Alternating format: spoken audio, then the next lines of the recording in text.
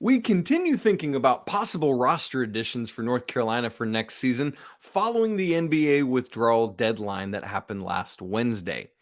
Now, one such possible option is Kentucky's Antonio Reeves. He's someone to think about. But here's the thing, he may or may not actually leave Lexington. You are Locked On Tar Heels, your daily podcast on the UNC Tar Heels, part of the Locked On Podcast Network, your team every day. Hey there, it's Tuesday, June 6th, 2023. Welcome into the Locked On Tar Heels podcast, the only daily North Carolina show out there. I'm your host, Isaac Schade, and I want to thank you for joining us to get your team every day, whether you listen or watch. So glad you're here. If you're a first-timer, welcome. So glad you're part of this community. Come be an everydayer with this whole community of other everydayers. Coming up on the show today, we've got a listener question about the transfer portal that I want to share with you. In fact, this is something I want to do a lot this summer. I've been getting a lot of questions about various things, whether personal stuff, North Carolina stuff, basketball in general, baseball, whatever it is.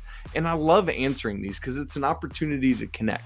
So if you've got a question you'd like answered, even if we're not doing a mailbag show, I'm going to try to do more listener questions with regularity throughout this summer. And so if that's something you want to get in on, get it, do it. Send a question. You can do it on Twitter or Facebook or Instagram, or email the show lockedontarheels@gmail.com. All right, but before we get to that question, I want to talk about Antonio Reeves. And this is somebody, funnily enough, had been already planning on talking about Reeves today, and got a YouTube comment from Will Hager saying, "Hey, what do you think about Antonio Reeves from Kentucky?" And I said, well, Will, funny enough, that's tomorrow's show. So Will, hope you're here. Hope you're diving in, and would love to hear your thoughts as well. Now, here's the thing. You might not know the name Antonio Reeves. He might not stick out to you, but he had a dynamic year for the Wildcats last year, despite the fact that John Calipari's team was way up and down. But he had 14.4 points a game, second on the team to only the reigning National Player of the Year, Oscar Tshiebwe. And he was a senior last year. He had played 3 years at Illinois State in the Missouri Valley Conference, transferred to Kentucky just last season, and just kind of went off. Now, he had also had a ridiculous junior year at Illinois State as well, where he averaged like 20 points a game. Ridiculous stuff. So anyway, let's set up the scene here with Antonio Reeves so you can kind of understand this scenario about, like, is he at Kentucky? Is he not at Kentucky? I know there's been a lot of question about that. So here we go. Antonio Reeves was in the NBA draft. And as so many other players, he pulled out on Wednesday, the day of the deadline. It was like supper time, and John Rothstein tweeted, "Hey, heard from Antonio Reeves' dad, and he's going to pull out of the NBA draft." But here's the difference. Remember, if you watched yesterday's show, you know this. If not, go back and check it out, where we talked about Creighton's Arthur Kaluma. We're in a new wave of players entering the transfer portal now, because we had the initial wave of college players just looking to go somewhere else. And now we're getting this wave of players who had both entered the transfer portal and entered the NBA draft, decided to pull out of the NBA draft, but also decided, hey, I'm going to go somewhere else. I'm not going to go back to my original school. Here's the difference, though, with Antonio Reeves and what we're talking about today, because he did not enter the transfer portal. 4 other Kentucky players did. Antonio Reeves was not one of them. And so you might be wondering, how on earth then could we even be talking about him as a potential transfer if he's not in the portal and if the transfer portal is closed, which it is? Well, it's simply this. Antonio Reeves just finished his senior year at Kentucky. 3 years at Illinois State and a senior year at Kentucky. He would not be transferring as an undergrad. He would be transferring as a grad student. He's got a class or 2 to finish up at Kentucky, but then technically could transfer if he wanted to. And the reason this works is that because grad students do not have a transfer portal deadline or timeline or anything that they have to abide by. They can transfer at any point or declare their intent at least to transfer at any point. No guidelines there. Now, we got to be really precise with our language here, because if you are already a graduate student and you're wanting to transfer to be a graduate student somewhere else, that's a whole different conversation. And in fact, that deadline to enter the transfer portal is even earlier than the undergrad deadline. So that's not what we're talking about. What we're talking about is if you've just finished your undergrad degree and you're wanting to transfer for somewhere else for your grad program, that is where you don't have any guidelines or restrictions about when you can enter. You can just go in at any time. And so that's the possibility here with Antonio Reeves. Again, grad students can declare that intent at any time. But here's the deal. Reeves, confusingly, is yet to announce whether he's going back to Kentucky or whether he's transferring as a grad student.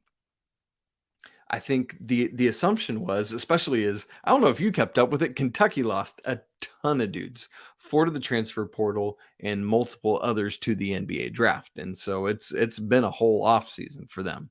And John Calipari, good luck to him next season. They're going to get some transfers in and it'll be fine and whatever. And they've got a loaded recruiting class coming in.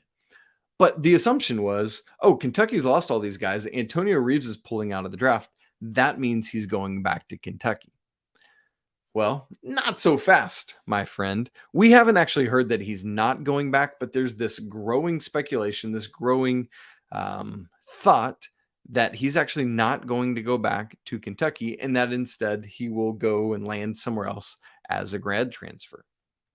So my question to ask is, if that happens, might that somewhere be Chapel Hill, North Carolina, and he could be a Tar Heel? We're going to have that conversation in just a second and look into it. But first, I need to tell you that today's episode of Locked On Tar Heels is brought to you by our friends at FanDuel. Make a fast break on down to FanDuel during these NBA playoffs. As you know, we're in the finals right now. It's tied up 1-1. And right now, new customers to FanDuel get a no-sweat first bet up to $2,500. Again, that's $2,500 back in bonus bets if your first bet doesn't win. Does that make you worried, all that money? It shouldn't. I love doing my sports betting with FanDuel. They have daily initiatives and things that they're doing, great promotions. Their app, it's safe, it's secure, it's really easy to use, super easy to use, you might even say, for alliteration's sake. And you get paid instantly if you win stuff. And so it's like, why not go and do this? Because truthfully, there's no better place to bet all the playoff action than America's #1 sportsbook. So visit FanDuel.com/lockedon and get that no sweat first bet up to $2,500, $2,500. That's FanDuel.com/lockedon.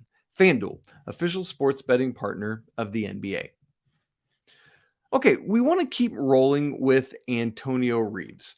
And I want to get into his year at Kentucky because it was a bit of an interesting year. If you kept up with the Wildcats, Coach Cal, it was like he couldn't really figure out how to deploy this team, had trouble putting it together, getting the right guys on the court at the right time.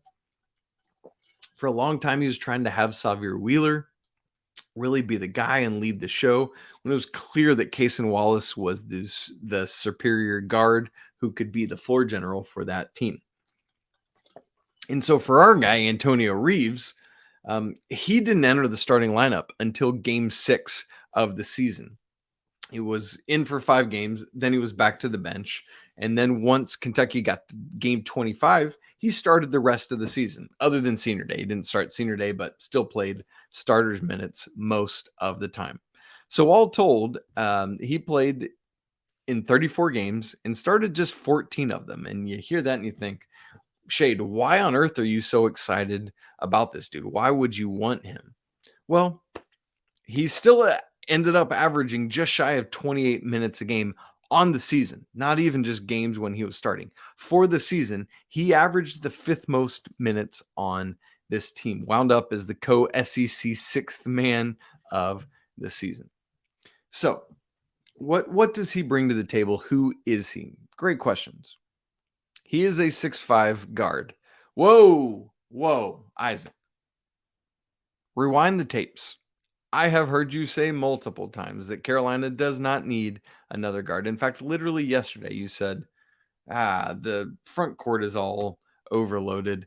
Or excuse me, the back court is all overloaded. Let's focus attention on wings or front court players if we want to use those final two scholarships. Now, there is a very real case, and I will hear that for let's not use those final two scholarships. By all means, knock yourself out with that. But if you are going to use those one or both of those scholarships, I think Reeves could be a great option for the Tar Heels. So I get that I'm speaking out of both sides of my mouth to some degree, but hear me out. Because he is a 6'5" guard. Sometimes for Kentucky, he functioned as a 3. Sometimes he functioned as a 2, shooting guard or small forward. And so perhaps you're thinking, Isaac, I get it. I hear you. But it's just not enough height with a starting lineup of Elliot, Cadeau, RJ Davis, and then Antonio Reeves at the 3, perhaps at 6'5". Well, guess what, folks? That's the exact same height as Cormac Ryan, and that's what we've been talking about, a starting lineup of Cadeau, Davis, Ryan, Harrison Ingram, and Armando Bacot. And so Antonio Reeves could slide right into that exact same spot. Here's the thing I just keep struggling back and forth with. Maybe you have a better grasp on this yourself, listener or watcher. But here's what I struggle with is we shouldn't go get more guys because it's going to upset the locker room. And the most talented person out there available is a possibility. Let's make it happen. Even if it means somebody that's already on your roster maybe getting bumped down the depth chart some. That's so tough to know what to do as a coach. Do you risk locker room continuity for a potentially higher level, higher skilled player? But what is that balance? Where is that balance of, yes, you're more skilled, but we've got the better fit here, and ultimately that's going to make the team better? Those are the kind of questions you have to answer if you're Hubert Davis. But as for me, Isaac Schade, today, I'm advocating for Antonio Reeves. Here's why you want him. You ready for this? The past 2 seasons, obviously one of those was at Illinois State, one at Kentucky. He is 156 of 396 from deep. Quick math with the calculator, not in my head, tells me that that's 39.4% from deep the past 2 seasons on just shy of 6 attempts per game, 5.9 attempts per game. I'll take almost 40% and almost 6 attempts per game. That is phenomenal. For reference, if you want to say like, how good is that? Well, last year, RJ Davis was Carolina's best shooter from 3. He shot 36.2%. Again, over the past 2 seasons, Reeves has shot 39.4%. So 3 percentage points higher. And RJ did that last year on 5.3 attempts per game. So just a little more than half an attempt fewer for RJ than for Antonio Reeves last year at Kentucky. So RJ was lower on his percentage and his field goal on his 3-point attempts. Now, granted, if RJ's right index finger was healthy last year, I think things might have looked a little bit different, both in terms of numbers of threes taken and the percentage. I don't know that for a fact. I'm not in his head. I'm not in his body. I don't know, but I think it probably would have been. But all that said, if you're Elliot Cadeau, think about running up the court, just carefree, big smile on your face, because to one side of you is RJ Davis and to the other side of you is Antonio Reeves. Dudes who can absolutely fill it up and cause all sorts of problems for an opposing defense. I love that. Reeves shot 78.3% from the free throw line. But I'm always looking like, what was the game When did you make your mark? And for Antonio Reeves last season, it was in the regular season finale at Arkansas, who Arkansas and Kentucky have had these like very contentious back and forths. My man goes to Bud Walton Arena in Fayetteville and drops 37 on Eric Musselman's Hogs.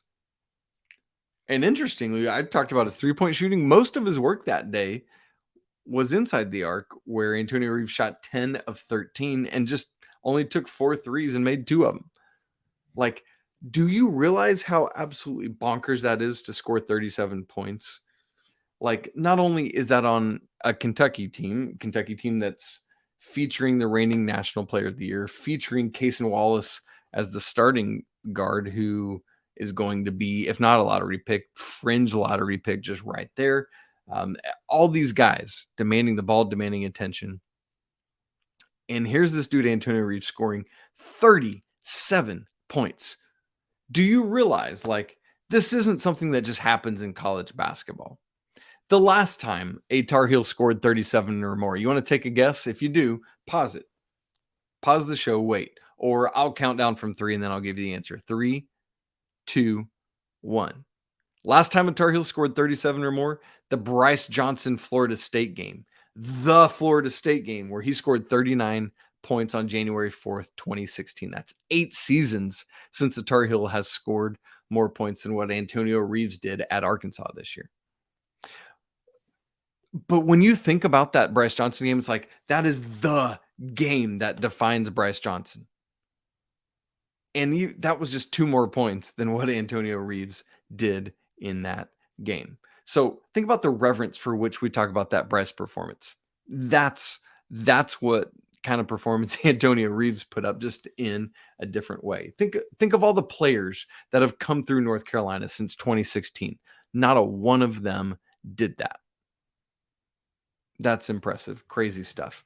For Reeves, he scored 20 or more points in 4 of Kentucky's final 6 games. On the season, he did it 10 times, scored 20 or more points, including 4 of those coming off the bench. This dude can do whatever you need him to do. Are you with me? And when I say he scored 20 or more points 10 times last year, let me contextualize that again, similar to what I did with the 3-point shooting. And you think, oh, surely Carolina had multiple guys that did that, probably even last year. Not true. Last year, the most times a Carolina player scored 20 or more points was also 10. And it was something that both Armando Bacot and Caleb Love did. Although in Antonio Reeves' case, he did it at a more highly efficient level than did Love. Just that is what that is. Another reason I really like bringing him in is similar to Cormac or Armando or Paxton Wojcik. He would be a 5th-year senior, Antonio Reeves, and so would bring a ton of maturity to the team, helping the team get older and older and older and hold each other more and more and more accountable. Now, on the flip side, Antonio Reeves doesn't do too terribly much to help fill out the stat sheet. Averages just like 2 rebounds, 1 assist, those kind of numbers. It really is the scoring for him. He's athletic, he moves well, but there's some moments when he needs to work on his shot selection. There's some moments when, those kind of things. So that's maybe a little bit of a cause for pause, but to have a shooter of his caliber would be really, really beneficial. And then you figure out what to do with the roster, even if, like he did a lot for Kentucky last year, even if he's coming off the bench behind Harrison Ingram or behind RJ or Simeon, Wilcher, or whomever it is, like to stockpile a little bit more shooting is what Carolina needs, right? There cannot be enough shooters on the floor for the Tar Heels. So if he's willing to come fight for a job, be part of a team, I just think this would be a great addition. And hear me say, reminder, at Kentucky last year, he started 14 of 34 games. So there's 20 games he didn't start last year. And I'm not saying, like, he might, if he decides to transfer, be like, I'm going somewhere where I can just be the dude. If so, God bless you. Have fun. Go on your way. But if not, man, there's a real possibility where I think we've been thinking all right, Wojcik's going to get minutes and that we got to take care of that and we can't boot him out. It does not seem to me like Wojcik is going to be a consistent contributor at the ACC level next season. That's about as kindly, just as flatly and honestly as I can say that. That's how I see things next year. And so I think there's an opportunity there for Antonio Reeves and for he and Cormac Ryan, for example, to really, really push each other. And that to me would be a great thing rather than a detriment to the team. Now, having said all this, Antonio Reeves could go back to Kentucky, and then this whole conversation is ultimately a moot point. But I still think it's worth considering, and I still think it's a fun exercise. And so keep your eyes on this. What is Antonio Reeves going to do? So lots and lots of possibility there. Now, speaking of the transfer portal and Antonio Reeves, got a listener question about the portal. I love this. As I said earlier, I want to start answering a lot of listener questions as often as possible. So I want to answer that, and we'll do it in just a second. All right, this listener question comes in from Samuel Knight on YouTube. And Samuel asks, hey, he didn't say, hey, I'm adding, hey. Samuel says, didn't the NCAA close the transfer portal? Wondering hey, Sam, this is a great question. Did they close the portal? And the short answer is yes, they did. But I don't think it's in the way that you're asking. I think you're asking this because I'm talking about more transfers who could ultimately come to North Carolina. And that's what stirs it up for you. So you're thinking, hey there, wait a second. You're talking about more transfers that could possibly happen. But didn't the NCAA close the transfer portal? So I'm guessing there's others of you out there with this exact same question. So that's why I wanted to answer it today as we're continuing to talk about how do we fill out these final two scholarships that are out there. So what I want to do is unpack the context surrounding the transfer portal windows, and then ultimately at the end of that conversation, answer Sam's question. So let's unpack this thing. So what happened prior? We just finished the 22-23 academic year. Prior to that, the NCAA had not set any kind of guidelines for the transfer portal windows when you could or could not enter. So last offseason, ahead of the 22-23 year, the NCAA, committee, board of directors, whatever, established transfer portal windows in order to help create some guidelines around the portal. So each sport or each season was going to get a block of 60 days. For some sports, that is just one solid block of 60. For others, it would be either 15 and then 45 later, or 45 and then 15 later. I want to explain that to you and how it worked. But regardless of sport, regardless of season, the way it works is that the main chunk, either the 45 days or the 60 days, opens up the day after the postseason participation announcement for that sport. What do I mean by that? Let me put it in terms that probably make sense for all of us. For men's basketball, the 60-day window opened the day after Selection Sunday. So that Monday and was day one, and then the next 59 days, which led up to Thursday, May 11th. For football, it was the Monday after all the bowl pairings and the final CFP pairings were announced. That Sunday following all the conference championships in football. So that is what we're talking about there. That's when it opens and when it stays. So for winter sports, there's these 3 seasons in collegiate athletics. You've got fall, winter, spring. For winter sports, right in the middle, all of their transfer portal windows are going to be that solid 60 days. So whenever it starts to whenever it ends. For fall and spring sports, it's the 40-15 or 45-15 or 15-45. For fall sports, it is a main 45-day chunk immediately following the announcement of the bowls, let's talk football, and then a secondary 15-day chunk. So for fall sports, they have this 15-day spring window following their season. This year, it was April 15 through 30.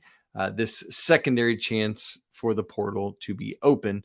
Spring sports, their 15-day window comes prior to their season. And so if spring sports were starting on February, the 15-day window was December 15th, or excuse me, 1st through 15th in 2022 ahead of the spring sports. And then as spring sports wrap up, like baseball is in super regionals right now, but they announced their field last Monday on Memorial Day. And so the portal opened up on Tuesday of last week and will run for 45 total days there, if that makes sense. So why the two periods? Why do some sports have the 60 days all put together and some are split up?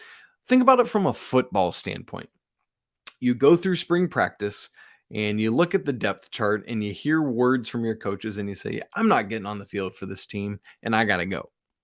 And so this gives you an opportunity. Like if you had transferred right now in the back half of April 2023, finish up your school year, and then because you already had entered the portal during this school year, you're free to go for next year. So I could finish up this year at school X and be playing for school Z this coming fall 2023. So that really allows that. And that's the nice part of those split up transfer portal windows. So to answer the question at the end of the day, to answer Sam's question, yes, the transfer portal closed for college basketball, men's college basketball, I should say. The women's is one day later on Thursday, May 11th, a couple weeks ago.